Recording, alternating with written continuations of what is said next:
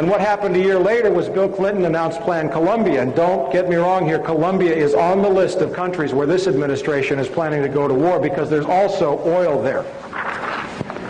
All right. Still laying a foundation, but we're getting ready to move into September 11th. Let's look at a little history of the Bush family.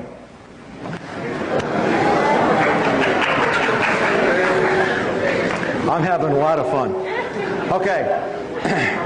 This is from a book called The Unauthorized Biography of George Bush, which is an extremely well-researched book. And everything that they put in here is sourced. If we go to George Herbert Walker Bush's father, Prescott Bush, he was the managing director of a firm called Brown Brothers Harriman during the 30s and 40s. Brown Brothers Harriman financed Adolf Hitler before and during World War II. Brown Brothers Harriman got involved with the Hamburg steamship line. They got involved with a number of companies and front organizations that channeled money directly to Adolf Hitler, and they did not stop that relationship when the war began. As a matter of fact, one particular firm, it was a bank affiliated, it was the Union Bank, affiliated with the Thyssen, that's T-H-Y-S-S-E-N, Steel Trust, managed by Prescott Bush, produced 50.8% of Nazi Germany's pig iron, 41.4% of Nazi Germany's universal plate, 36% of Nazi Germany's heavy plate, 38.5% of Nazi Germany's galvanized steel, 45.5% of Nazi Germany's pipes and tubes, 22% of Nazi Germany's wire, and 35% of Nazi Germany's explosives. It was so egregious and offensive that we find that in 1942, under the Trading with the Enemy Act, the U.S. government took over the Union Banking Corporation, in which Prescott Bush was a director, and they seized the assets. That's our current president's grandfather. Now, we know that our current president's father went out of his way to arm Saddam Hussein. How many people remember Iraqgate? I have an excellent story on that. There's monstrous, wonderful sourcing on the fact that George Herbert Walker Bush created the enemy which he fought in 1991. And so it is currently with Osama bin Laden. Now, how important is drug money?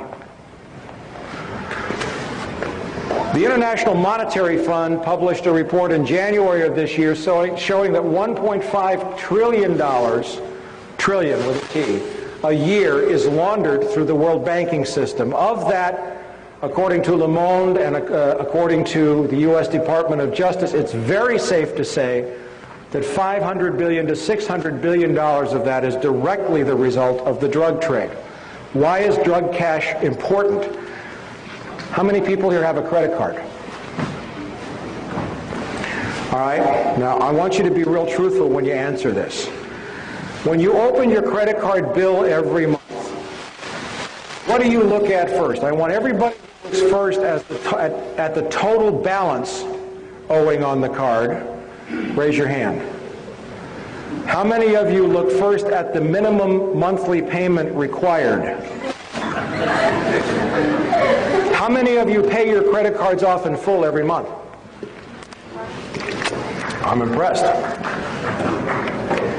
The point is that the United States economy, and I was at an economic conference in Moscow in March of this year, has derivatives. Derivatives are anything that's not related to anything of value. It's like stock futures, it's calls, it's puts, it's options, it's has a derivatives bubble of $300 trillion.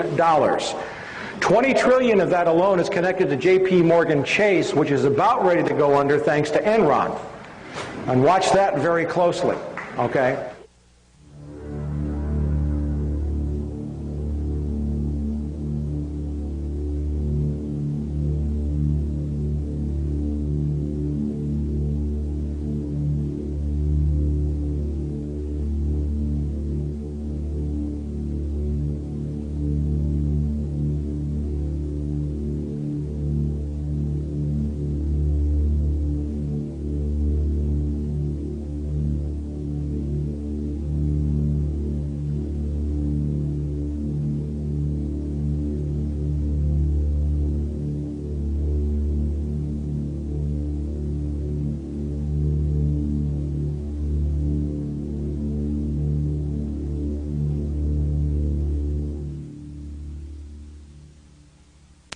Just in March of this year, we had a wonderful piece of evidence come up from Senator Carl Levin's minority report to the Senate Permanent Subcommittee on Investigations, and it was a report on correspondent banks and money laundering. Now, this is a story from the Washington Post dated February 5th. It says, inattention and disinterest by U.S. banks in screening the foreign banks they take as clients has allowed rogue foreign banks, not rogue, and their criminal clients to carry on money laundering and other criminal activity in the United States and to benefit from the protections afforded by the safety and the soundness of the U.S. banking industry, said Senator Carl Levin of Michigan. Specifically mentions J.P. Morgan Chase on the next page. 4,000 offshore banks to launder money into the United States, $1 trillion laundered annually.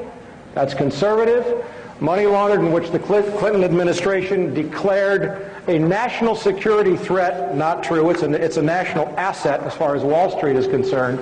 Carl Levin said $500 billion moved through the U.S. banking system in drug money every year. That's liquid cash. And you want to know how important liquid cash in this was? There's a saying. One of my dear friends and colleagues and mentor, Catherine Austin Fitz, is a former Assistant Secretary of Housing. She was a managing director of Dillon Reed on Wall Street. She says cash flow is everything. And in an economy that's on the verge of a major implosion, without cash flow, the crash is guaranteed. Now, CIA's role is to make sure that as much of that drug money comes through the U.S. economy as possible.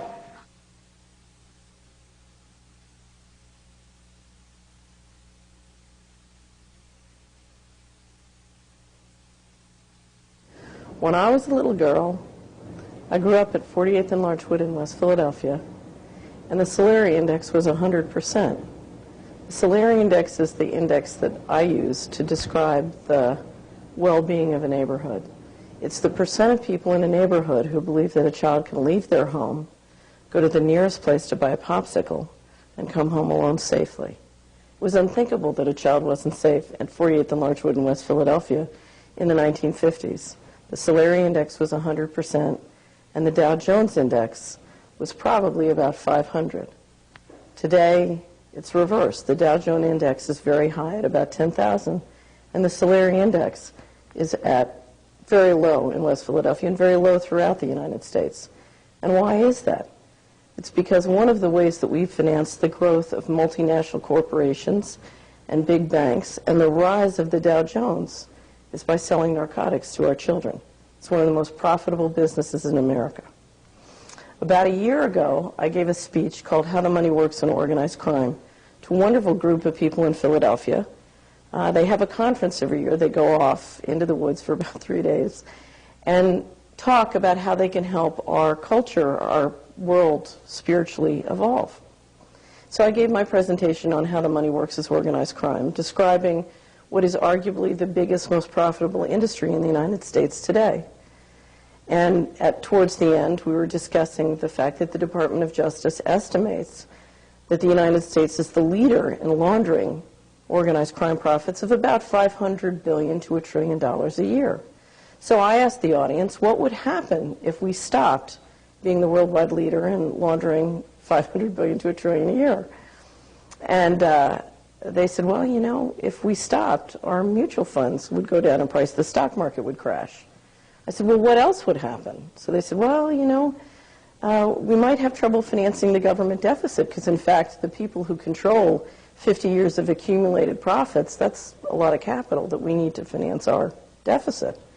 So I said, okay, well, I'll tell you what, let's pretend there's a big red button right up here on the lectern right in front of me. And if you push that button, you can stop all organized crime in America, and you can stop America laundering $500 billion to $1 trillion of organized crime profits every year.